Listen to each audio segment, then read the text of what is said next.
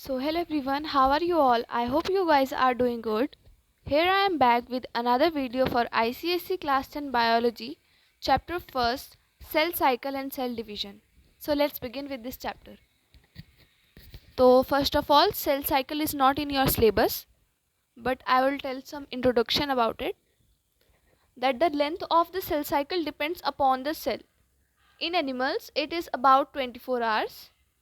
11 to 12 hours in G phase, G1 phase, 6 to 7 hours in S phase, 3 hours G2 phase, and some cells do not divide or divides rarely. Such cells are said to be in G0 phase.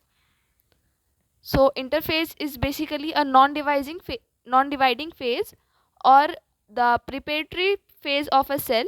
It lies between two successive cell divisions. During this cell phase, before entering the division, a cell prepares itself for division by synthesizing proteins required during cell division, replicating its DNA molecules, forming daughter chromatids from DNA and histones. So interphase is divided into three phases: G1, S and G2 phase. G1 phase, so it is the phase of active growth. The young daughter cell grows in size. It actively synthesizes RNAs and proteins. DNA content remains unchanged, and it is of the longest and most variable duration. The cells which stop dividing enter G0 phase. Next is S phase, that is synthesizes phase. Replication or duplication of DNA and synthesis of histones proteins occur during this phase. Each chromosome now has two chromatids joined by a centromere. Centromere होता है जिसमें दो chromatid joint रहते हैं बीच में. उस point of attachment is known as centromere. फिर G2 phase. During this phase, the cell accumulates proteins and other materials and get ready to start cell division. इस टाइम पे जो सेल होती है वो अपने आप को रेडी कर लेती है सेल डिवीजन होने के लिए. डिवीजन दो तरीके की होंगी, कार्योकाइनेसिस एंड साइटोकाइनेसिस. कार्योकाइनेसिस में न्यूक्लियस का डिवीजन होगा और साइटोकाइनेसिस में साइटोप्लाज्म का डिवीजन होगा. तो सेल डिवीजन क्या होता है, let's see. Cell division is the process in which parent cell divides into two identical daughter cells. Both the daughter cells have an exact copy of the hereditary material present in the parent cell. In unicellular organism, it is a mean of reproduction. In multicellular animals, it is a mean of growth, repair, replacement and reproduction. तो जो cell division होता है उसमें जो parent cell होती है, imagine कीजिए कि ये पेरेंट सेल है और ये ब्रेक डाउन हो रही है और इससे दो आइडेंटिकल डॉटर सेल्स बन रही है. ये दो है डॉटर सेल्स, ठीक है. ये पेरेंट सेल हो गई और ये ब्रेक डाउन होकर दो आइडेंटिकल डॉटर सेल्स बनाती है. जो दोनों ये डॉटर सेल्स है वो एग्जैक्ट कॉपी होगी, हेरिडिटरी मटेरियल होगा जो उनके पेरेंट्स का उसकी. सो अब देखते हैं why cells need to divide. Cells क्यों डिवाइड करती है, ऐसा क्या होगा कि मतलब क्यों करना होता है सेल्स को अपने आप को डिवाइड क्यों करती हैं वो. Cell division produces new cells. The new cells are needed for growth, repair, replacement and reproduction. First, growth. All multicellular animals and plants begin their life as a single cell zygote. This single cell divides and redivides to produce a cluster of cells that may form animals of the size of elephant or whale or plant like a giant sequoia tree. This increase in size is due to increase in the number of cells by repeated cell divisions. Cell division होता रहता है तो उसी की वजह से वो एक जाइगोट से फर्दर एक और रीडिवाइड करके इधर of a size of elephant, well और plant like a giant sequoia tree ऐसे फॉर्म हो जाता है. रिपेयर, अगर आपको कोई इंजरी, कट हो गया, फ्रैक्चर हो गया तो फिर वहाँ पे सेल डिवाइड्स होंगी, डिवाइड्स होके वहाँ पे रिपेयर हो जाएगी आपकी स्किन. ये रिपेयर में काम होता है सेल डिवीजन का. रिप्लेसमेंट, हमारी बॉडी में about 3 billions of cell die every minute, हर एक मिनट में कम से कम 3 बिलियन सेल मरती हैं. तो about equal number of new cells will be needed to replace them. ऐसे ये मरती रहेंगी सेल्स ना, 3 बिलियन सेल्स मरती रहेगी. तो उनको रिप्लेस करने के लिए सेल्स डिवाइड करती हैं ताकि हमारे the cells in different parts of our body and in different tissues have different life span. उनकी जो लाइफ स्पैन है वो डिफरेंट होगी. हर एक बॉडी पार्ट में अलग अलग लाइफ स्पैन होता है, मतलब हर एक सेल का अलग अलग जीने की क्षमता होगी. वो कुछ 24 घंटे बाद मर जाती हैं, कुछ 12 घंटे बाद. RBC, WBC, इस टाइप से भी बहुत सारी, red blood cell, white blood cell, सबकी अलग अलग होती है. तो cell division is needed to replace them. And in reproduction, cell division is essential for reproduction in all living organism. In unicellular organism, mitotic cell division produces daughter organisms. In multicellular organism, reproductive cells, gametes are formed inside the reproductive organs, gonads, by meiotic cell division or reduction division. They are haploid gametes, that is egg and sperm, receives only half the number of chromosomes present in their parent cell. तो इसमें क्या होगा, अगर जैसे 24 होगा ना, तो 24 pairs होते हैं हर एक उसमें. तो जो 23 होंगे, मतलब 23 सेल्स है हमारी, तो वो तो सारी हो गई जो क्या बोलते हैं, माइटोसिस में यूज होगी. और जो लास्ट वाली होती है वो होती है फॉर द रिप्रोडक्शन, जो हमारे गैमेट्स है उसमें पाई जाती है और वो in the time of reproduction use होती है. They take place. Types of cell division.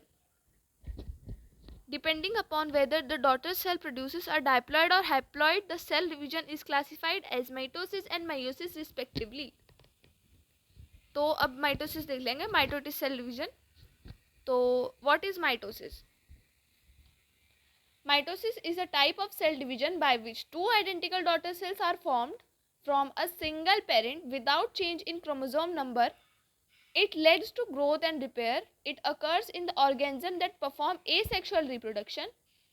The events occurring during division of nucleus are grouped as prophase, metaphase, anaphase, and telophase. Let's see prophase first. In prophase, it marks the beginning of cell division and it is the longest phase. In this, chromatin material condenses to form chromosomes. Centrosomes divides into two daughter centrioles moving to the opposite poles of the cell. Fine microtubules called astral ray radiate out of the centriole which form spindles. By the end of prophase, nucleolus and nuclear membrane disappear while chromosome become short and thick. Metaphase, chromosome became short and thickest and lined up on the equator of the spindle with centromeres attached to spindle fibers.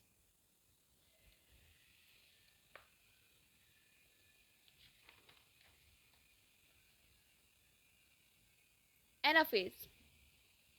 Centromeres of each chromosome divides into two sister chromatids, now form two daughter chromosomes.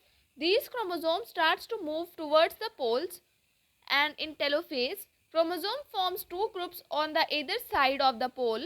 Spindle and astral ray disappear.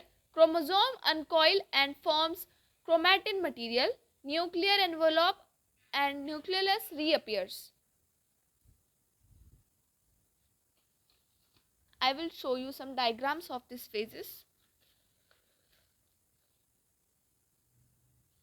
See, prophase, one is here. Metaphase, anaphase, telophase. Prophase में यहाँ पर astral race और nuclear membrane सब कुछ दिख रहा है आपको. फिर इन द मेटाफेज जो इसके क्रोमैटिन मटेरियल्स है वो इक्वेटर पे लाइन अप हो गया है, स्पिंडल फाइबर्स के थ्रू वो इक्वेटर में लाइन अप हो चुके हैं.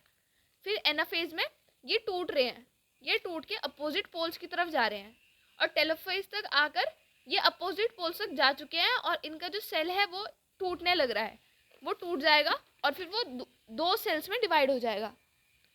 दो सेल्स में डिवाइड होते ही जो उनकी स्पिंडल और एस्ट्रल रेज है वो डिसअपियर हो चुकी है। ये देखिए यहाँ पर है और यहाँ पे वो डिसअपियर हो जाएगी, और जो न्यूक्लियर एनवलप न्यूक्लियस है वो रीअपियर हो जाएगा जैसे ही दो डॉटर न्यूक्लियाई अपीयर होंगे। देखिए यहाँ पे सेम इसकी जैसा बनते जा रहा है, बट इसमें सिंगल हो गया। ये सेंट्रोमियर है सब में, बट ये दोनों इससे पहले एनाफेज में ऐसे अपोजिट पोल्स में जाके डिवाइड हो चुके हैं, इस वजह से। सो मेयोसिस देख लेते हैं। Meiosis is a type of cell division in which 4 haploid daughter cells are formed from a single diploid parent cell. Meiosis occur only in sexual reproducing organism only during the time of gamete formation. Where does meiosis occur? It occurs only in sexually reproducing organisms. It takes place only at the time of gamete formation. Meiosis occur in the germ cells of reproductive organs. In animals, it occurs in testes and ovaries, where in flowering plant it occurs in anthers to produce pollen grains and contain 2 haploid male gametic nuclei, and in the ovary to produce cell as egg cells that is enclosed in the ovule. What is the need of meiosis? उससे पहले हम देख लेंगे कि diploid और हाइप्लॉइड होता क्या है। हैप्लॉइड, डायप्लॉइड, ये दो टर्म्स आपको यहाँ पे देखने को मिलेगी। ये रही डायप्लॉइड और यहाँ पर है haploid. Diploid is basically a cell of a body containing pair of chromosomes, and in haploid a cell containing only one set of chromosome. Diploid तो ये वाला आपको दिख रहा है, डायप्लॉइड है, एंड इट्स हैप्लॉइड। आप देख रहे होंगे इसमें पेयर एक में आप पेयर देखने को मिलेगा और एक में आपको एक पूरा सेट देखने को मिलेगा। इसमें आपको पेयर दिख रहा है, इसमें आपको पूरा सेट दिख रहा है, ठीक है। तो let's see what is the need of meiosis. The body cell of multicellular organism are diploid. Diploid मैंने आपको अभी बताया कि एक पेयर, डायप्लॉइड मतलब पेयर, हैप्लॉइड मतलब एक set. They contain 2 sets of chromosomes and therefore 2 chromosomes of each type. The 2 similar chromosomes of a diploid cells are called homozygous chromosomes or homologous pair. The chromosomes of a homologous pair are brought together in the zygote by the union of male and female gametes. Therefore, one chromosome in the homologous pair is maternal and the other one is paternal. एक माँ से आएगा, एक बाप से आएगा, इसलिए एक मैटरनल होता है, एक पैटर्नल होता है। The gametes are haploid. जो पहले पेरेंट सेल थी उसमें तो डायप्लॉइड था, फिर जब उनकी जो डॉटर सेल्स यानी कि जो गैमेट फॉर्मेशन होके आएगा उसमें हैप्लॉइड आएगा। Haploid is a basically a set of chromosomes and diploid is a one pair of chromosome. And let's see further, one chromosome from each chromosome homologous pair. It means a parent cell has diploid number of chromosome and the daughter cell only haploid number of chromosome. जो parent cell है मैंने आपको बताया कि 2n हम represent करते हैं diploid को, और हैप्लॉइड होगा डॉटर सेल में जो रिप्रोड्यूस होके आएगा, यानी कि in the form of zygote in a multicellular organisms. Let's see process of meiosis, or we'll see the significance of meiosis. Significance is it causes mixing of maternal and paternal genes. It helps in maintaining the number of chromosomes in the organism. It is responsible for introduction of variations in organisms. तो अब last में ये सिर्फ एक difference है, बाकी सारा cover हो चुका है, देख लेंगे। माइटोसिस में माइटोसिस अकर इन सोमैटिक यानी कि बॉडी सेल्स में throughout the life mitosis occur होता है, और meiosis only in the reproductive cells में अकर होगा, only in the time of gamete formation के टाइम पे मेयोसिस अकर होगा। It is the equational cell division. The number of chromosomes in the daughter cells remains the same as in the parent cell. Mitosis में जो daughter cell और parent cell है उसमें number of chromosome same रहेंगे, और meiosis में एक reductional cell division है जिसमें number of chromosome is reduced into half in the daughter cell. अगर पेरेंट सेल से जो क्रोमोसोम है पेरेंट सेल में, उसके हाफ होके दोनों में से डॉटर सेल्स के अंदर जाएंगे, और हम it results in the formation of two exactly similar cells having diploid number of chromosomes. इसमें दो सिमिलर सेल्स होंगी जो डिप्लॉयड नंबर ऑफ क्रोमोसोम्स के साथ होंगी। 4 haploid daughter cells each with 1 set of chromosomes are produce, यानी कि haploid cells meiosis में अकर होती है। It involves only 1 nuclear division, एक न्यूक्लियर डिवीजन आता है इसके अंदर। It involves 2 nuclear division that occur in quick succession, that is meiosis 1 and meiosis 2. It provides growth and development. It leads to gamete formation. In this way, this chapter is completed. Thank you for watching this video.